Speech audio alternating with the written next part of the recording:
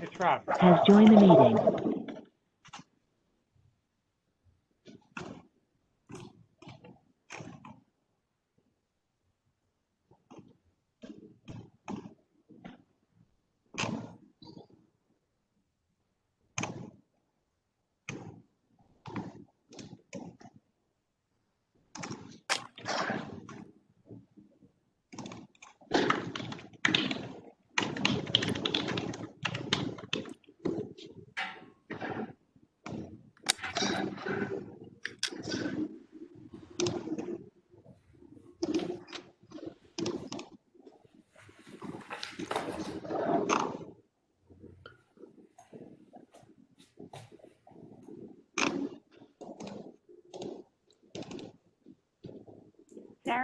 Has joined the meeting.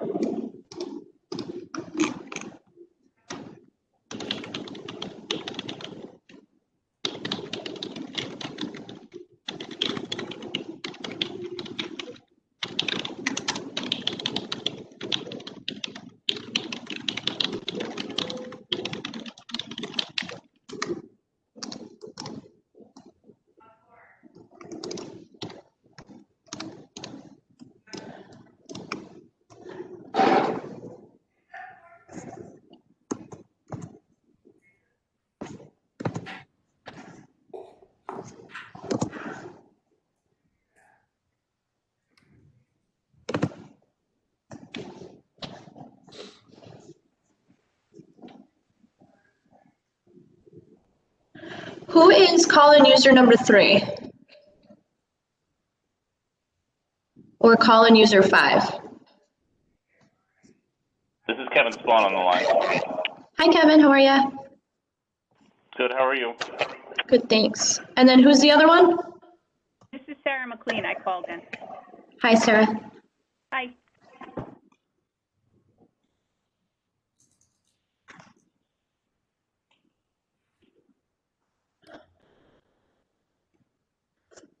Are we waiting for anybody else to join? Or?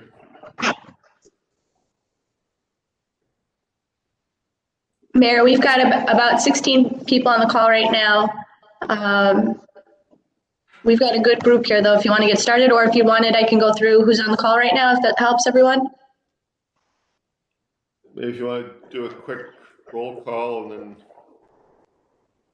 Sure thing. So Carl Williams,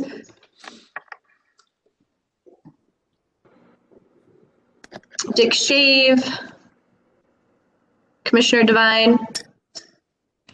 Hi. Jamal Muhammad. Yep, I'm here. Hi. John, is that John Mudaveran or John Palometti?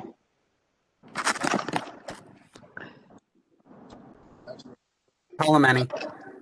Hi. Karen ZW, Matt Douglas. Yeah, I'm here for a second. Awesome. Pete DeMola. Reverend Hamilton. Happy New Year. Happy New Year. Dr. Warden, Dr. McLean. We're here. Steve Signor, you're on the call. I am. Hi, how are you? Good, and yourself? Happy New Year. Happy New Year. And then I think I just saw Carmel join. All right. So I want to thank everyone for during the time this afternoon. Again, wish everyone a happy New Year. Hope everybody had a safe holiday season. Chief Clifford on, if he wants to give any general background, or do we want to get into just the review of the comments that have been submitted? Get the update from Dr. Warden or is the Chief on? I'm here, Mayor, and I just want to wish everybody a happy New Year. Thank you for joining us, and we can proceed as you mentioned, Mayor.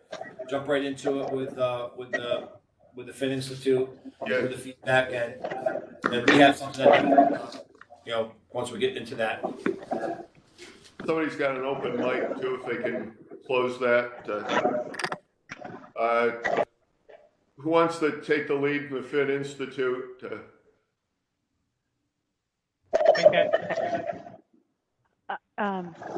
We did get all the comments and testimony that was submitted. We received it Monday, so I haven't systematically gone through it. So my only update is the number of people who took the time to comment and the detail and care with which they did it is impressive. So I'll start turning that around probably later this week to get something back. But like I said, we just received it. But the interest was really high as I looked through it.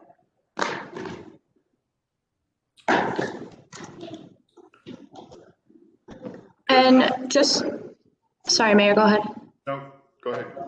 And just so everyone's aware, I sent around, it's about a 140-page document of all the comments and testimony that was submitted to us during the community meetings. That was sent out this morning along with the meeting agenda. So like Dr. McLean said, it's a great document to look through, and really it shows that the community really took some time and effort into putting down their thoughts and suggestions about this process and where to go from there. So that's all in your inbox right now. If you haven't had a chance to look at that, it's a good view as to what the feedback has been. Okay, is Sarah McLean. Chief, is Has Matt left the Douglas meeting. going to give us the summary or the update on SEPTED and Ddax? Yes, Mayor. We're actually gonna attack it as a team. Okay. So if we're ready for that, I'll ask Carissa to put up the shared PowerPoint. It's only 5 slides. I want to lay a little foundation before we turn it over to the individual presenters. So while she's working on that, what I want to just explain to everybody is that, as we had mentioned in the last meeting, it's our intention as we move forward through these steering committee meetings to try to be in compliance with the executive order as we can. We're still getting a lot of feedback. You check and make sure you're on mute. So, I don't know, is that us? I guess we're going to proceed. So, in order for us to be in compliance with the governor's executive order, Carissa, go to the first slide right there. Okay. The second slide. Has joined the meeting. So the executive order, and I've highlighted the pieces that we want to really focus in on, is where the first 2 lines say that the local government needs to convene stakeholders in the community. That's what everybody on this call is, a stakeholder. We are to consider evidence-based policing strategies, and then it goes on to include but not limit to. So to kick this off today, I want to really just talk about evidence-based policing strategies, and then the other ones that are highlighted are what we are going to go over. Next slide. Just to give everybody an explanation about evidence-based policing strategies, evidence-based policing is an organizational philosophy that advocates for the use of the best available scientific evidence, which strategies are effective to control crime and disorder. It really comes down to what really works. In 1998, Lawrence Sherman advocated for evidence-based policing, arguing that police practices should be based on scientific evidence on what works best. So that's what's being. I'm trying to see if we can eliminate the feedback. Okay.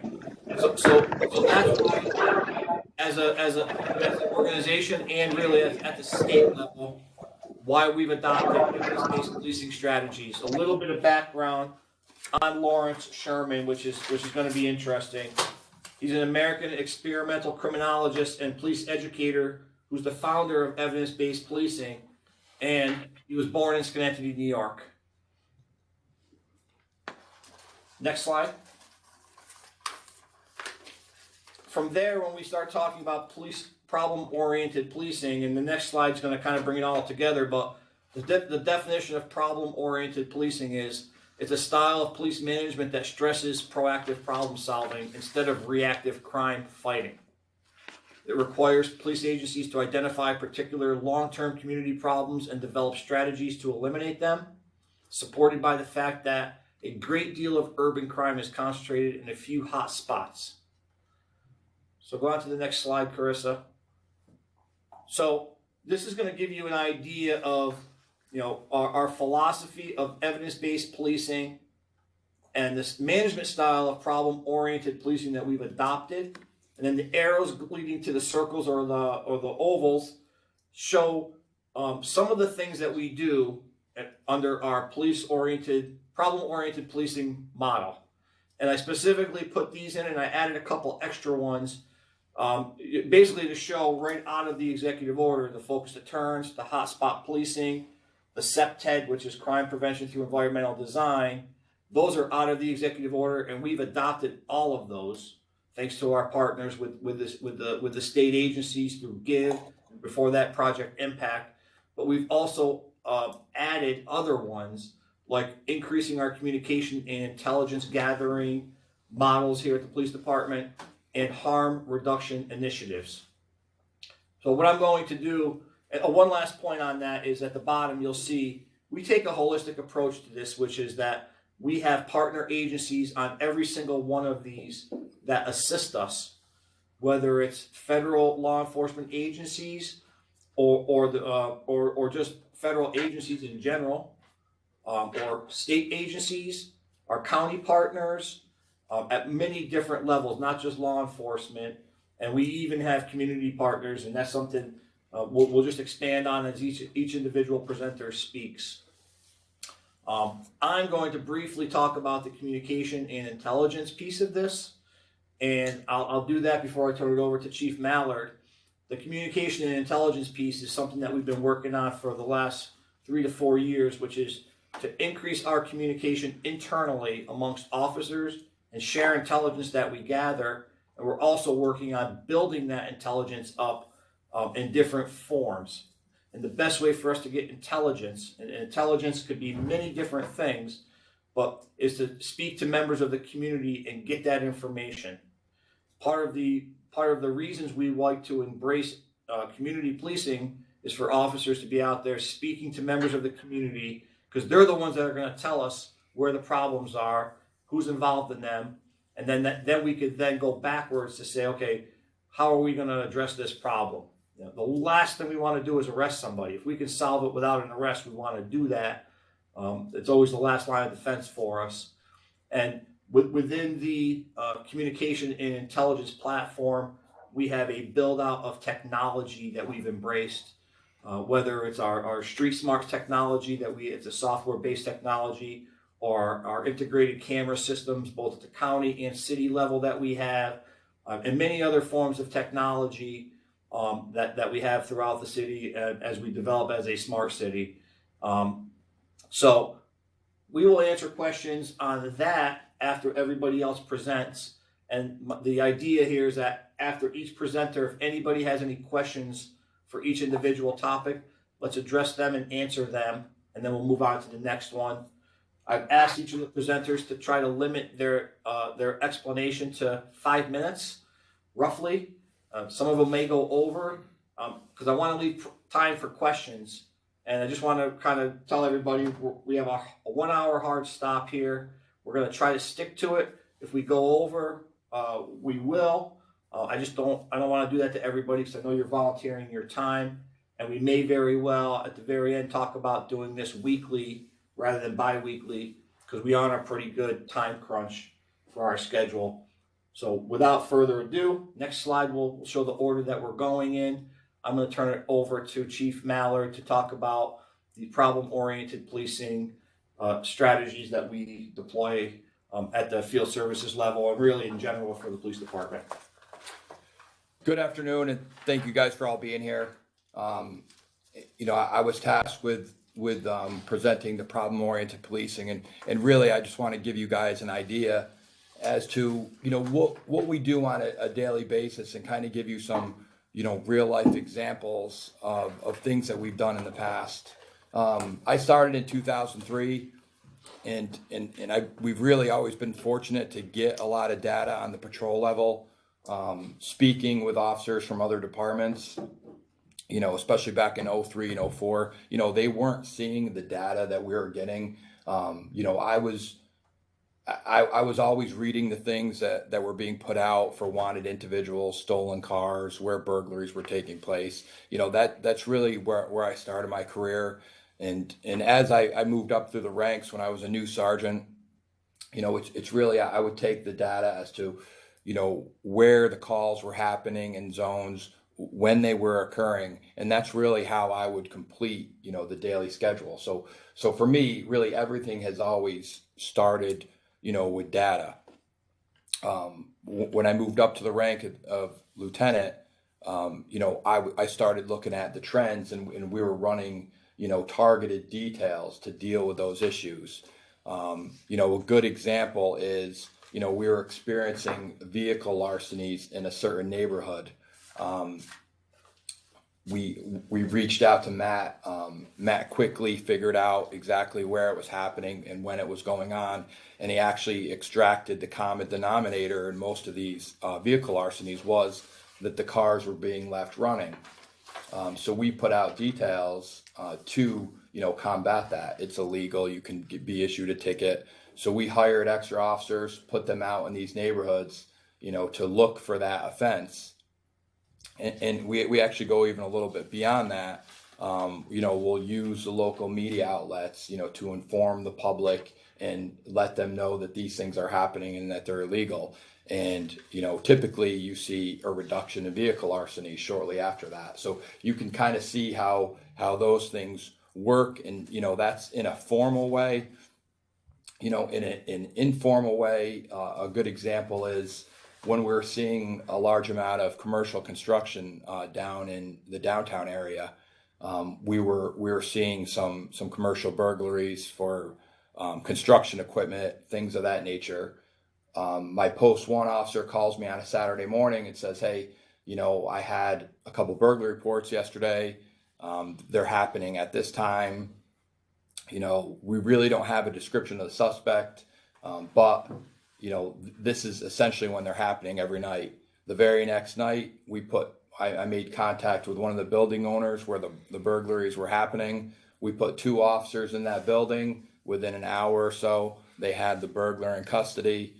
Immediately after that, you know, steep decline in burglaries in the downtown neighborhood. So that's really, you know, how we do it. You know, when I was in the traffic division, you know, I was in charge of monitoring the grant for the state for the traffic safety grant. And, you know, we would identify, you know, areas and that we had high concentration of crashes. And we would go even one step further, not to just find out, you know, when they're occurring, but we would find out why, and we would pull that data from the reports. There's contributing factors. So we would say, for example, you know, our top three causes were, you know, speed, driver inattention or distraction, or, you know, unsafe lane change. So we would, you know, I would sometimes work with the city engineer to look if there's something that we can do to change that intersection. But a lot of times I would put officers up using the grant funds and say, be here in this area at this time and specifically target these infractions. And then we would review the data at the end of the year, you know, to see if we made any gains in the neighborhood. So like I said, as you can see, you know, those are examples of ways that we're getting the information to us. We're analyzing the data and we're deploying our officers. You know, sometimes, you know, people think that officers just come in, we hand them the keys to the car and they're out. You know, that couldn't be further from the truth. You know, we give them a lot of information. We tell them where they need to be at certain times and things that they need to be looking for.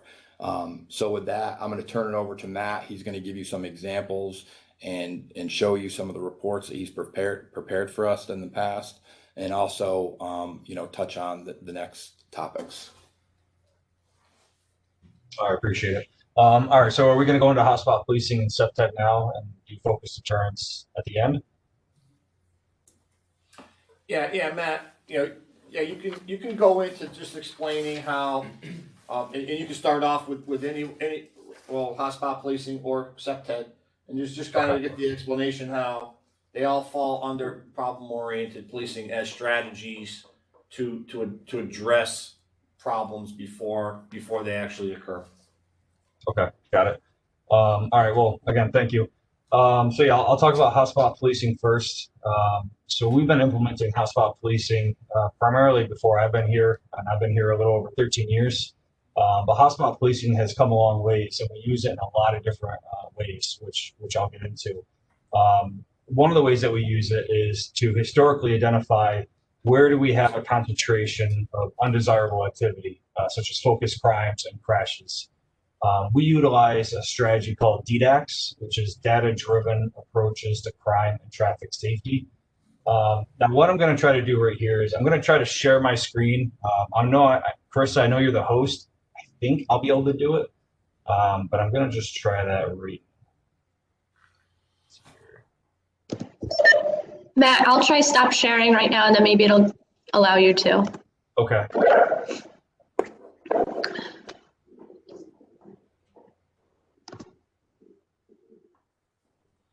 All right.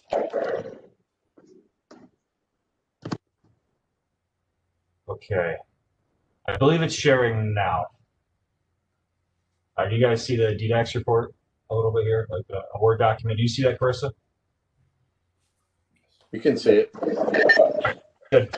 All right. So again, this is a Ddax report, and it is a hotspot policing concept. It was put together by IADList, which is the International Association of Directors and Law Enforcement Standards, as well as NHTSA for the National Highway Traffic Safety Association. But what it is it's basically a concept where you historically find, where is that concentration of crimes and crashes occurring historically over a 3 to 5 year time period, because that's usually a good gauge of where that activity is likely to occur, moving forward. So this is an 8-page report that went out. We generally do this report every year where we reassess and reanalyze our crimes and our crashes over that 3 to 5 year time period, just to see if there are any changes. So I just want to briefly go through this report, again, just so you can see the concepts. Now, in the report, it does tell you a little bit about what Ddax is. And one thing I'd like to point out for hotspot policing is that there's 7 guiding principles that we use here throughout the Schenectady Police Department. And those concepts and principles are, we have to identify our partners and stakeholders. And those partners and stakeholders, just like Chief Clifford mentioned before, really help that holistic approach where to tackle a lot of the problems that we're seeing nowadays, it cannot just be a law enforcement problem-solving effort. It has to be a community-based effort dealing with a lot of different partners involved. And those partners and stakeholders generally do vary based on the neighborhoods in which have been identified as having more crimes and crashes occurring in that area. So once we identify the partners and stakeholders, the first step is our data collection process. Do we in fact have the data that we need to spatially identify where we're having a concentration of crimes? Thankfully with Schenectady, we are ahead of the curve in that regards. So we do have that capability. And once we extract all that data that we're looking for, we run the analysis, which is looking at spatial software that we use, which provide us maps. We basically map out all of our activity, and then we can create what are called heat maps to identify where those crimes and crashes are occurring throughout the city. And once we identify those locations, then we say, okay, now we know the areas that are concentrating in crimes and crashes. What are our strategic operations, which could include high visibility in law enforcement. Again, as Chief Clifford mentioned, we're not trying to arrest our way out, but the high visibility of law enforcement is, in fact, a really great deterrent to prevent crime from occurring in the first place. And 2, getting other partners involved at that time, as well as increasing contacts and traffic stops and stuff like that. And then information sharing and outreach. Once we create this product and we know the areas and we have our strategy in place, how do we now share this with our partners and stakeholders so that people are aware that these areas are, in fact, having more problems and crimes? That helps us kind of keep us all in a line. And then once we start implementing that, a big component is monitoring and running an evaluation to see if we need to make any adjustments. Because again, everything that we've been doing is a very data-driven decision-making process where we want to make sure that the efforts and the time that we're spending on something is in fact working. If it's not working, that's where we have to go back and make some adjustments. So looking at like a Ddax report, this went out in February of last year. Like I said, every year we rerun the analysis. And this is looking at focused crimes regarding robberies, assaults, non-domestic assaults, I should say, confirmed shots fired and drug offenses over a 3-year time period. So you can kind of see where they cluster. So that gives you one idea. And then we kind of break that down. We look at a specific neighborhood that has, again, more of those crashes and the crimes that we're looking at. And we start breaking them down. You know, I'm not going to go through the whole report, but again, also looking at crashes, identifying specific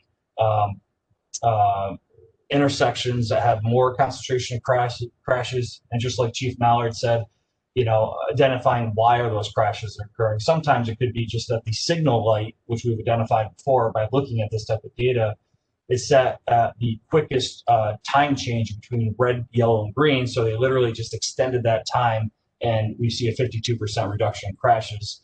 Again, utilizing the data and then fixing the problem, you know, from having additional crashes. And then the other thing that we do, both with crashes and crime, is what we do is temporal analysis, where we say, okay, now we know where the activity is occurring, when is it occurring. So that'll give us like the day of week and time of day for each Ddax zone we're having more activity, which we can really use to deploy our resources to be more effective and efficient. All right, so again, that's just a really brief, very quick summary of one example of hotspot policing and how we use it, utilizing a data-driven approach to crime and traffic safety. Again, really the goal is to say, historically, where do we have more crimes and crashes, and then concentrating efforts in those particular areas, you know, whether it be that high visibility law enforcement, increasing contacts, you know, working with partner agencies and outreach programs like with Jamel Muhammad, and different, you know, outside activity like that to get everyone kind of focused in. And code enforcement is another one, and city engineering, and stuff like that. So once we have hotspot policing in that terms, we also use hotspot policing in another way, which is to identify when we have flare-ups. For example, maybe we have a robbery series that's occurring. So we'll analyze data and we'll map out specific crimes to figure out, okay, maybe in the last 30 days, we've actually seen a spike in robberies, and the spike in robberies are occurring up in Northside, just as an example. And then we'll dive into that data and we'll find out, you know, what are the commonalities between those crimes. And we'll come up with a product which is then shared to command staff, and then they can use that information intelligence to effectively deploy their resources to address it, depending on what it may be. Okay, so jump in here for a minute. Absolutely. Just because I don't want to move on too far before, while it's fresh in everybody's minds. When we go back to evidence-based policing and saying that we use the best available scientific evidence, which is done by our partners in the academic environment, I want to point out the fact that we use this hotspot policing to send additional personnel there to simply be seen in the communities. And there are research partners that we've done work with. We've read their studies. And one of them, well, they're actually married. It's Dr. Cynthia Lum and Dr. Christopher Koper. They, part of their research, presented to us a thing called the Koper curve, which basically that study said that when a police officer is at an intersection, maybe it's one that's very hot, when they're there for 15 minutes. You don't need to spend more than 15 minutes, then you leave. There's a residual effect in that community where it stays safe for 45 minutes. So it's that philosophy and it's that research that really drives us putting extra personnel into areas that are hot with the hope to proactively just stop things from happening rather than forcing us to react to them. Go ahead, Matt. Okay, all right, perfect. Thank you, Chief. Okay, so that again, that's hotspot policing, how we look at it from long-term, identifying problem locations, as well as how we use it to identify, flare-ups and crimes. Now, what I mentioned before, one of the principles is monitoring and evaluation. So let me just quickly move this product over to the shared screen. Okay, I believe now what you're looking at is a Ddax study for the hotspot policing study. This particular study was done in late 2018. We've done another one even more recent than this, and I do have that as an example to show as well. This particular study was 12 pages, and what it did is it was a pretty comprehensive study finding out, are we in fact implementing, hotspot policing as we should, and more importantly, are we having the outcomes that we're looking to have? All right, so if I scroll down on this report, you're going to see some charts and maps looking at identified Ddax zones. And again, these are just areas that have more of a concentration in crimes and crashes. Now, if I scroll down, I'm going to zoom into this chart. Hopefully you guys can see it. All right, so it says pre versus post Ddax. Now, this was looking at robberies, burglaries, motor vehicle thefts, and confirmed shots fired, which were our focus crimes during this time period. And what you can see is this blue line that's up there, that was our 3-year baseline because we actually implemented hotspot policing like Ddax more heavily involved in 2012. So that first year that we implemented Ddax, we actually had a 12% reduction in those focus crimes. And then I'm not sure if you can see it on your monitor, the numbers itself, but you can see through the chart that continuously each consecutive year we showed reductions from the prior year and more significantly from our 3-year baseline. At the time of the study, because it was 2018, the last year was 2017, and we had a 52% reduction within those focus crimes compared to our 3-year baseline. So again, this report kind of, really took a look at the outcomes. And then we also really wanted to know, were the hotspots, shifting throughout time? I'll primarily say Hamilton Hill and Mount Pleasant, have been hotspots. With the top left map is our baseline. So you can see Hamilton Hill and those little bright red areas, just kind of indicating that, those are in fact areas that they have more calls for service and they have more reported crimes. In fact, even I put a few more crashes. So we did that throughout the years just to gauge, is this still a reoccurring concern and problem? And really the short answer is yes, we still need to continue focusing our resources and efforts within these particular areas because they still do have a more of a concentration in calls for service and crimes. Now, if I move over to the more recent evaluation, I'll be very brief on this. Matt, can we pause too and see if anybody has any questions on that? Yep. I don't have a question, but one thing that I'm appreciating from this is that although they remain hotspots, based on the percent reduction charts you showed, the magnitude of incidences, et cetera, are reducing. Is that the right way to understand it? That is correct, yeah. So we're actually having fewer crimes, but still the concentration of crimes are still happening in the Ddax. Okay, and I mean, the only thing in the back of my head and asking, just raising that is obviously it points to then what kind of community programs would need to be further done, right? That's the key thing. Okay, thank you. You got it. Appreciate it. Hey, Matt. Yes, Rob. Yes. Do you know about what fraction of the police contacts in your Ddax areas result in a ticket or an arrest, as opposed to a warning of some kind? I did do a study on that. I just don't have those numbers on hand, and I don't want to guess. But I will write that down, and we can have it and share it with the Has joined the meeting. Okay, thanks. And I don't want to misconstrue anything that Chief Clifford said. Is it fair to say that most of the concentrated effort in the Ddax areas is accomplished by way of special details as opposed to just day-to-day general patrol or traffic patrols?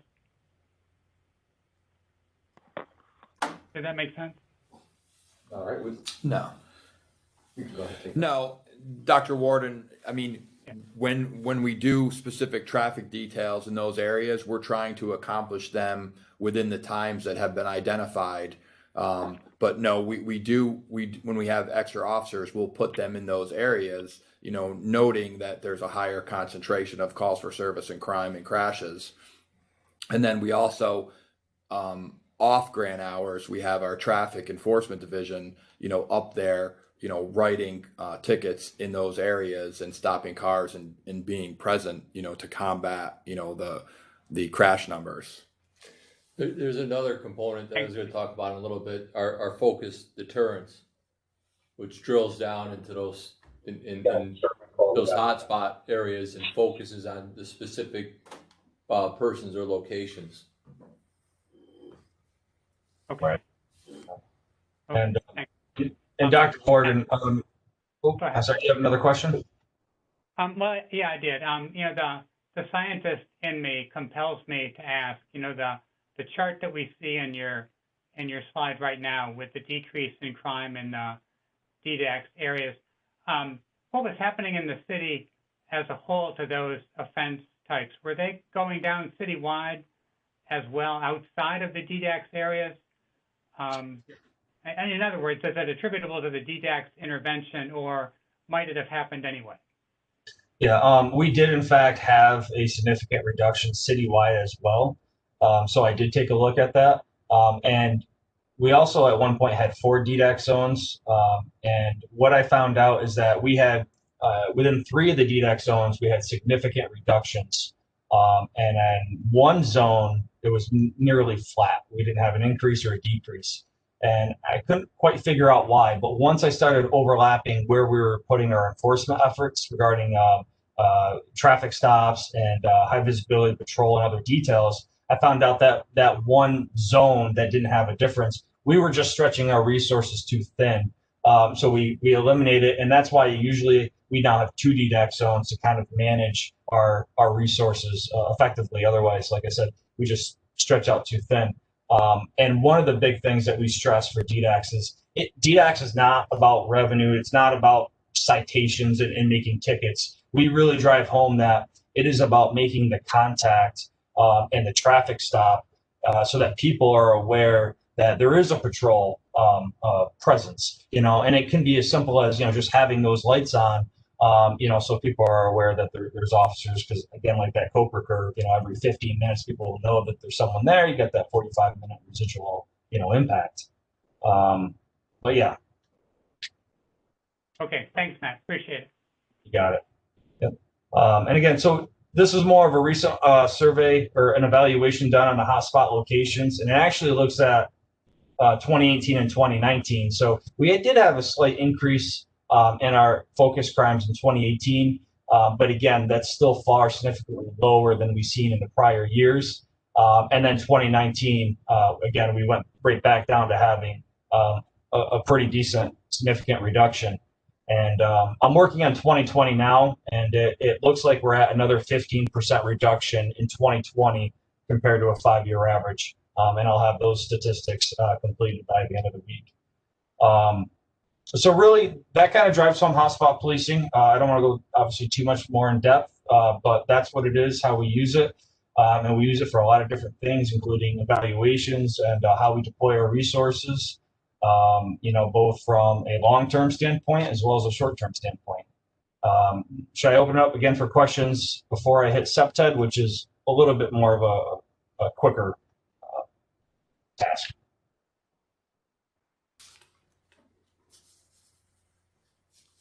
Good to go? Okay.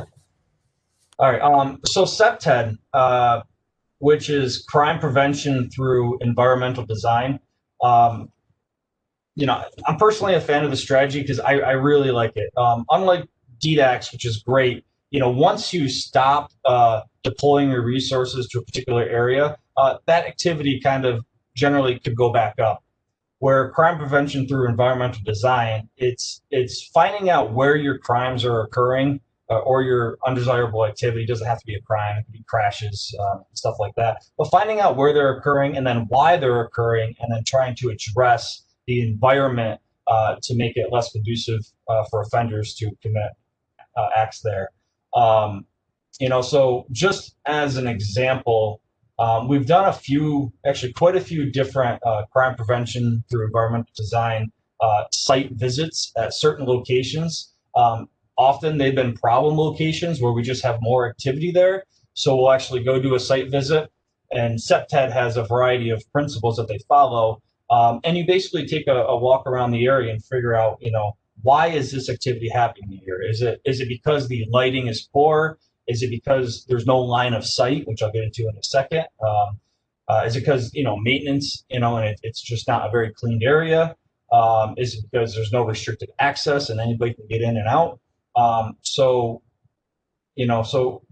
one example of this, which is being shared on the screen right now, was over at 602 Craig Street.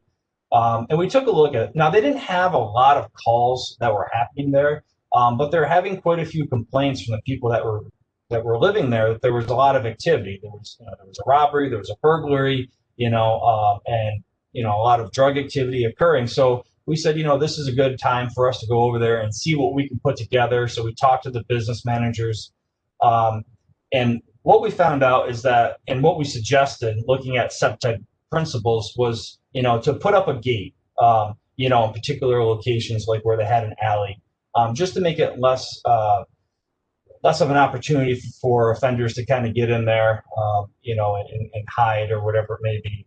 The other one was like putting metal grates, over certain window areas, again, to prevent people from hiding, but also just to prevent trash and stuff from that clustering in these particular areas. Other ones included actually taking a look at where they had their cameras and potentially relocating them, where some of their cameras were positioned on walls where they couldn't see the actual door. So people were gaining access in and out of the location, and they just didn't know who it was.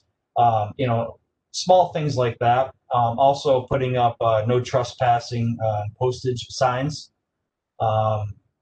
and putting up alarms on their main doors, because a lot of the residents were leaving the doors open. They were jamming them open, and anybody was coming in and out. So that's just one example of different suggestions based on SEPTED. Another one is looking at a problem location that we had, and we did a site visit, and we had a lot of activity here regarding shootings and drug activity. And what you can see is like the windows, right? I talk about line of sight and SEPTED. You cannot see what's going on in that store, and if you're inside that store, you can't see what's going on, outside, which really kind of creates that environment where certain types of activity are more likely to occur here rather than, for example, like a Stewart shop, where if you've seen them, they got the wide open windows, clear line of sight. So if an officer drove by, they have no idea really what's going on. And the next one over here is just the cleanliness to it, with the garbage, continuously, in front of the store or around it. So again, those things were identified and brought up, as well as some signage. And this is where we kind of come into that holistic approach again, where we reach out to code enforcement and we provide these types of reports. And from this report, I can tell you that the location had 5 citations, based on city ordinances, so they can kind of clean up that particular area, improve the line of sight. Yep. Matt, I just wanted you to be mindful. We're coming up on about 20 minutes left of the meeting, so I know we still have 2 more presentations. Got it. Okay. Yep, perfect timing. So that's hotspot policing, and that's crime prevention through environmental design. Open up for questions, then we can move on to, I think Lieutenant Tom Kelly will talk about focused deterrence. Matt, I'm sorry to be a pain in your side, but the targets for SEPTED work, do they mainly come out of your office when you analyze maybe calls for service or crime patterns, that you identify locations that might be appropriate for a site visit and further investigation on what might be done at that location? Yes, Dr. Warden. It's come out of both that, from analyzing the calls for service and where they're occurring, Because if we analyze a calls for service, we may see often repeat addresses, which is a good flag, and then we can use that. However, we also use the intelligence that comes in from our patrol officers as well as other sources. And we have weekly gun-involved violence elimination meetings where we talk about problem locations, which we call, our identified anchors, and then we can address that. So it's kind of a collaborative effort. Okay, thanks, Matt. Got it. Okay. Lieutenant Tom Kelly, should we go over to focus deterrence, and I will stop sharing the screen. Sounds good, Matt. Thank you. Tom Kelly, I'm ISB Commander, Investigative Services Commander on the 2nd Platoon. So we're going to talk a little bit about focus deterrence, and it ties in very well to what Matt Douglas is talking about. Number one, our partnerships and our stakeholders are a huge part of this process. We also, at this time with COVID, has presented some challenges for us as well. These gun involved violence elimination meetings, the GIV meetings that Matt is talking about, we identify our high-risk crime offenders. We also identify locations, and Matt had talked about that with SEPTED and code enforcement. We know that within these hotspots, there's micro hotspots, and when we really drill down, we know that the crime is only driven by a small percentage of population. So by identifying the high-risk offenders or those locations, we're able to have a greater impact in reducing crime in those areas.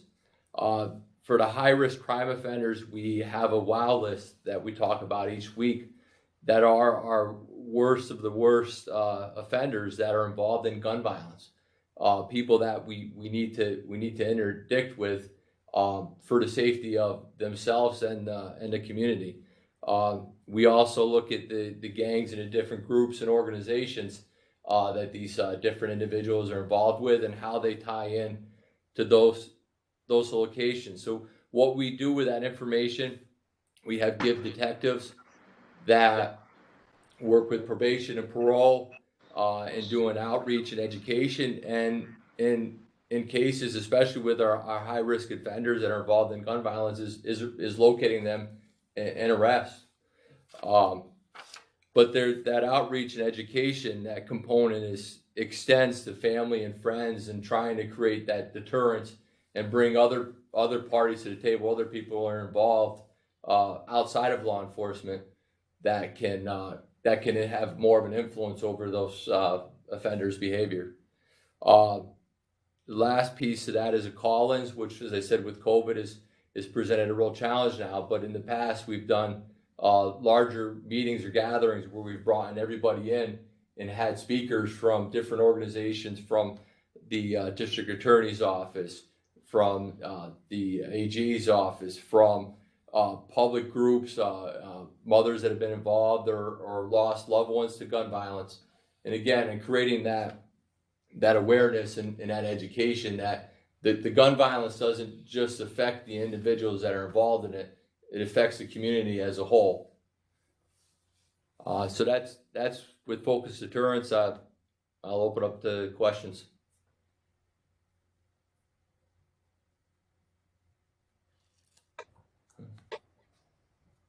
Thank you.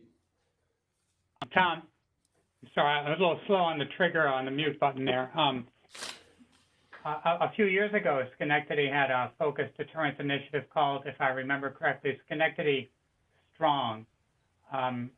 It sounds like what you currently do in the way of focused deterrence isn't exactly that, which was a version of the group violence intervention.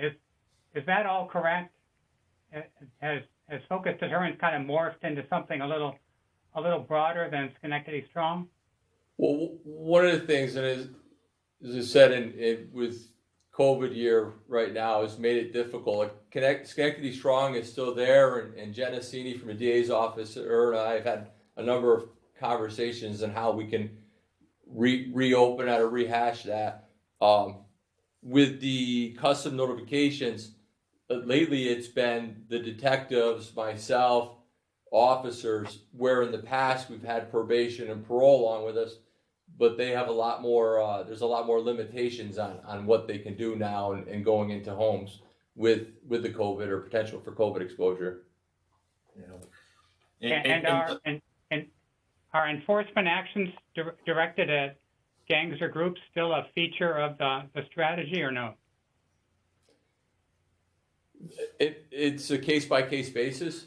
We try to identify all factors that are contributing. So if it's a group that's driving violence at a specific location, then that would be the whole group together. Where if it's a specific act of violence, identifying other parties in a group are important, but we're focused more on those specific actors or victims in that instance.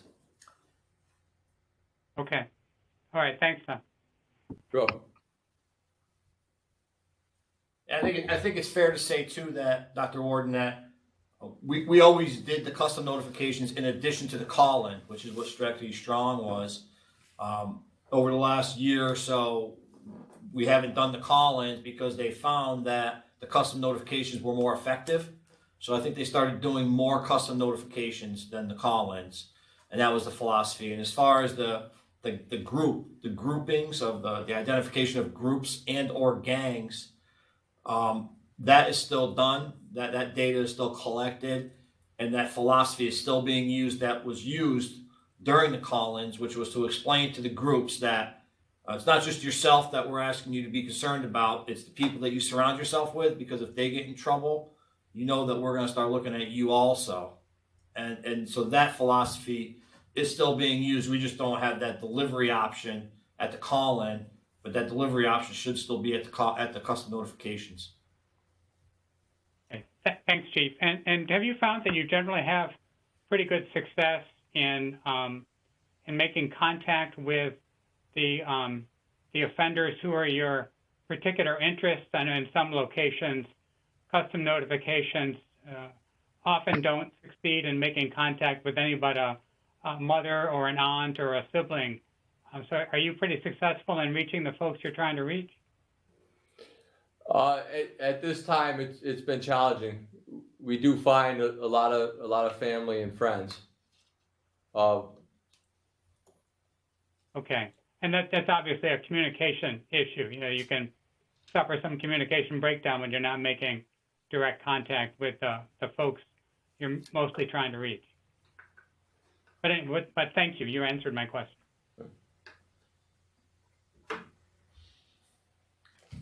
Okay, we have one more left to do, and that is Lieutenant Mascherone. Okay, I'll go very quick. So I'm Ryan Mascherone. I'm a lieutenant here from the Office of Neighborhood Engagement and Community Services. And we kind of serve a few different roles here at the department. Some of it is kind of positive outreach with youth, supporting different initiatives in the community, whether it be neighborhood organization parties, things like that. And in that, it sounds like it's kind of, there's not a lot of depth to that, but I think when we look at things like the Cooper curve, that's one of the things that we always look at is our presence doesn't always have to be necessarily enforcement when it comes to police. It may be just supporting the community's efforts to safely hold, events and things in the community, and no better place to hold events and positive things than in areas that have been challenged by violence and stuff. So that's kind of one of the roles that my office works on. We kind of operate under the acknowledgement that a lot of the issues that we deal with as a police department probably were better handled or could be better handled by service organizations maybe earlier on. So our job here is to try to redirect that the best we can when we can. We're really fortunate to have myself and Sergeant Mannix here in the department. And that's our whole role. I don't have a different role here. My whole job and Sergeant Mannix's whole job is harm reduction and trying to figure out ways to stop somebody from getting involved in the criminal justice system if we can, or redirect it if it's already kind of landed at the police department here. We have this, we have, I think we've talked about it a few times on this. We have Schenectady Cares, which has been around for a few years. That was kind of one of our initial steps into harm reduction here, which is Schenectady Cares, just very briefly, is somebody's able to walk into the police department request help with substance use disorder, and we'll connect them to help. We're not going to make the arrest if they're in possession of drugs. We're just going to try to get them into the care that will be meaningful and helpful to them, and that really is the only role of the police department there. In that, we've been evolving that program. We've created kind of from scratch with the help of the Schenectady Fire Department and the National Guard, overdose mapping. And overdose mapping will kind of help us in a lot of different ways. As we're evolving the program, I think that the future of Schenectady Cares will no longer be just waiting for somebody to come in. It will be to try to engage them in services after an overdose, to see if we can connect them at a point where they might be most vulnerable and most willing to accept some help. So we want to try to get the right people to them following an overdose. So the mapping software will help us with that. It will also help us with identifying areas of concern where we can maybe be able to redirect some of our partner agencies there. And some of the agencies that we work very closely with are New Choices, Catholic Charities, the Office of Community Services. And if we could get them deployed to those areas to try to help, say we have an area in a park where we're seeing a lot of issues with substance use, we may be able to more easily identify it and then get services to people there. We also kind of have this evolving collaborative effort. We've been involved in groups such as for many years now, Homeless Services Network and Adults at Risk and all these different organizations. We do a lot of talking about people that we think are most at risk in the community. And it's a collaboration between everybody from Ellis Hospital to service organizations. And now we're kind of seeing a shift now, and it's really kind of being driven by Sergeant Mannix in the office here. And it's to try to get and almost mobilize those partners and get them out in the community to see if we can better help some individuals. And really one of the big things is, and I think which is really important, I think for the community, I think for the police department, is to try to shift the hub of all of this from the police department and to more of our service providers. Because what often would happen is we would get an issue would come to us, and we would go out and we reach out and we would kind of try to deploy different resources.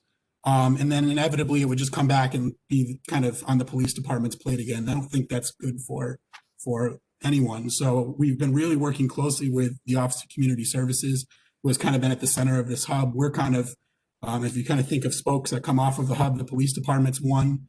But we are also working really closely with Mohawk Opportunities and SCAP, New Choices, Bethesda House. One of the ones that we've recently dealt with or are dealing with is we have a homeless encampment here.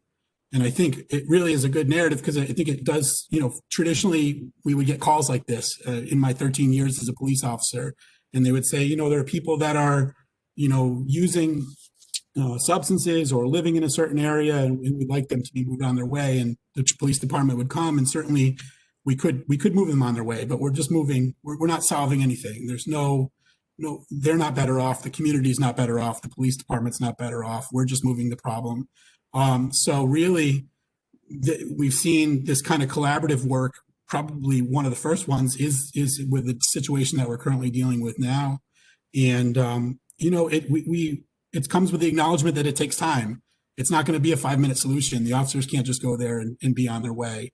It's going to be a collaborative effort of, again, people that work in the areas of substance use and homelessness and food and all of these things to try to really solve the issue. And the other part that I think is really unique to this that will be really effective going forward is also working with the person that might be calling or the complainant on it to let them know that there is momentum. We are doing something, but this may take more time than you're used to. And in this in Sergeant Mannix's efforts, he's really made the efforts in this way, and we're learning a lot from this, to talk to the person who originally called it in to say that somebody's tenting out back in a wooded area, to say, there is things going on. It's happening every day. We're trying to solve this. And just that little bit of effort goes a long way. That person is understanding of the process, is accepting of the process, and again, knows that this may take a little bit of time. So we've been doing all of those things, and I don't want to take up too much time, but we're just very fortunate to have this role here and be able to focus solely on trying to just help people not engage with the police department. Thank you, Ryan. Any questions on that?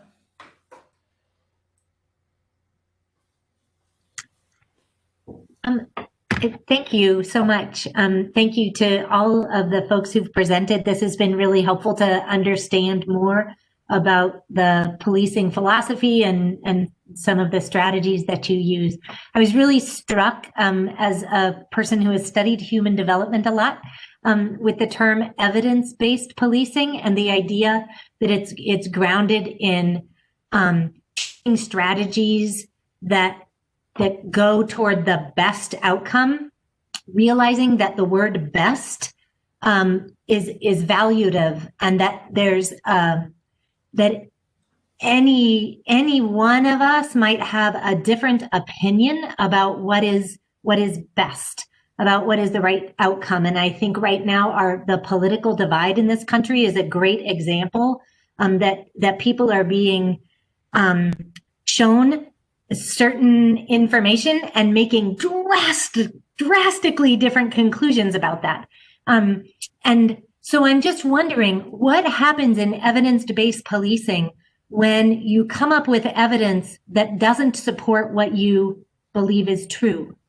Because in general, as human beings, what we do then is we discard that evidence. And we search for evidence and find the evidence that supports what we believe, because that's how human brains work. So I've heard some of the ways that things have shifted over time. So clearly there's learning involved. I'm just really curious, and I realize that's a big question. I just want to say one thing real quick. From an evaluation point and looking at all the data, I mean, there have been times where we've implemented strategies where they simply did not work. We identified a crime pattern or series, we put out a product, and the crime series continued, where it kept off. So whatever we were putting in place wasn't enough. We weren't looking at the right thing. So what we do from like an intelligence circle or as a unit, we rerun the analysis again. We look at it as a different approach and say, all right, what are we missing? And it could be a septet philosophy that we weren't adopting into the strategy. So I just want to say that we rerun the analysis. We make adjustments where needed. We won't just keep doing the same thing over and over, if we're not having those the benefits that we're looking for. Thank you. It's fair to say that we're continuously analyzing what we're doing. And we're adopting different strategies that many of our research that academic people are doing research on. People like Dr. Ward and Dr. McLean, they're doing the research, they're doing they're drawing conclusions, and they're presenting it to us to say this is a best practice that you should try to deploy in your agency. We have many practices that we used to have that we no longer use anymore, like street interdictions or buy busts for combating open air drug sales. We don't do those anymore. We're shifting on what we're doing. I know Tom wanted to say something. Well, I was going to say, so with evidence-based policing and problem-oriented policing, there are strategies that may work in one area but not another. So it's not a one-size-shoe-fits-all. You have to analyze, and look at where your results are, and even with all the work that we've done in reductions in crime, there's still crime. So it's a continuous work in progress, and you have to continue to evaluate and learn. Yeah, thank you. That makes a lot of sense. Context and culture are so important. And I think I think that what we all have to remember here is that at least for this slide right here, evidence-based policing strategies with our problem-oriented policing style of management, we're doing our best to attack issues before they become problems, before they lead to an arrest. Every single one of those bubbles or circles is a strategy that the outcome is not meant to be an arrest. It's meant to be safety. It's meant to, even when it comes to focused deterrence, get to people and speak to them before they turn into problems, before they go down a path of getting arrested. Find out the areas that had the high crime and put our resources there to prevent crime from happening. Or, the harm reduction initiatives, trying to reduce the harm that comes to people. Everything that we're doing on this level here is preventative. And I don't mean to mislead anybody to say that we don't have other parts of our department whose outcomes are usually arrest. That's where the investigative bureau comes into play, where they're actual crimes that they are investigating and ultimately looking to, to solve it, which typically solving it is to arrest the correct offender. So Yeah, that we being could almost said, rename problem prevention oriented policing. yeah, certainly. Yeah. Anyway, thank you. Any more questions as a result, as it relates to this? We're a little bit past 1 hour here, so I don't want to hold everybody too much longer. It looks like we're starting to lose people. Chief, it's not a question, I don't want to take the time, but maybe we can discuss it later. I am interested in when you try to be proactive to prevent, let's say, a young person from going down a path of crime. Just to use simple, words around it.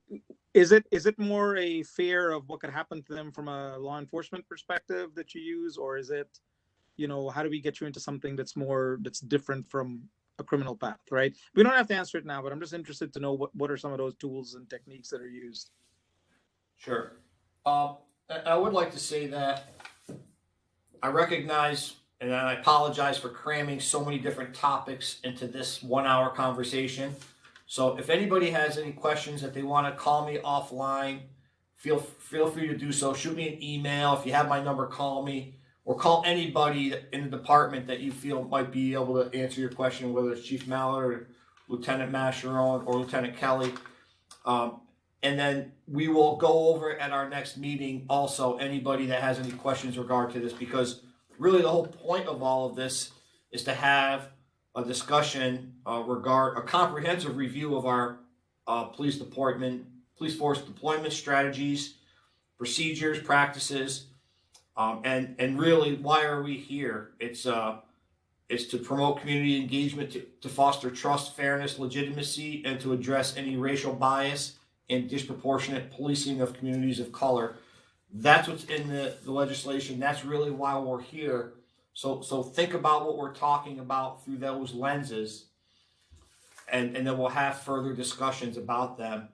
We will be talking about one other piece that I would have liked to have included in this, but I knew that I'd be tight on time, and that is violence prevention and reduction interventions.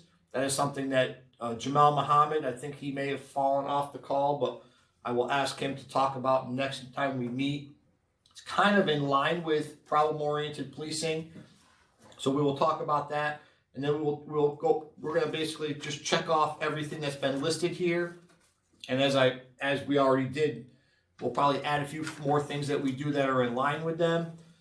Next up might be our use of force policy, and we might even talk about de-escalation training and practices, implicit bias awareness, and hopefully over the next 2 or 3 meetings, we will then talk about all of these issues or topics that have been brought up into this executive order that kind of build upon what we do as a police department. When you think about the slide that Carissa had up, it looks like it's down, but I don't know if you can see it. Each one of these, they all play off of each other when it comes to addressing crime. So they're not silos. They don't individually act at each other. They all kind of interact. Focused deterrence is connected to hotspot policing, as Lieutenant Kelly already mentioned, and the communication, the intelligence piece of it is connected to focused deterrence. So they're all tied together. A lot of the stuff that Lieutenant Mascherone does with harm reduction and community policing plays a role in crime prevention through environmental design. That's where the neighbors, when they're talking to our police officers, are going to tell us about an area that might need to have trees trimmed or better lighting. So they all play off of each other, and that's what you're going to find as we have these conversations. There's so much going on. We're most likely going to miss a few things, but the whole point of what we're doing here is just to get this steering committee to understand our deployments and our strategies. You've had an opportunity to read our policies, understand our procedures, and then we're going to talk about anything that that might need to be reformed, reinvented, as we again go towards our goal of fostering trust, fairness, building legitimacy, and really addressing racial bias and disproportionate policing of communities of color. Anybody have anything else? I'm done talking. Carissa, I'll turn it over to you, and you can open it up to anybody who has any questions or comments. Hey, Chief, it's Carl Williams. Definitely valued the presentation, as did a few other members who mentioned that. For the sake of time, I'm just going to keep it brief. That presentation, I definitely see a lot of value in that. And I wanted to ask, is there any sensitive information, not necessarily in the Ddax report, but in that just documentation that had the evidence-based policing strategies?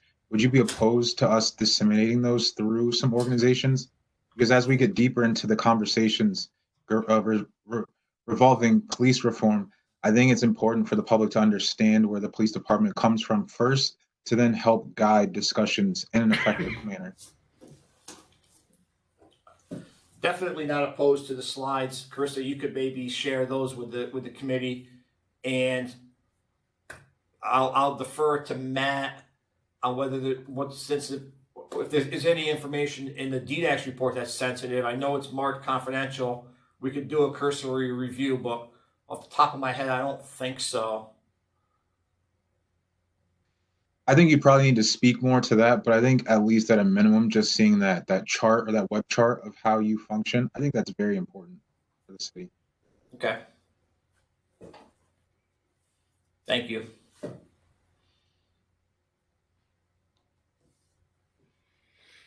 All right, we are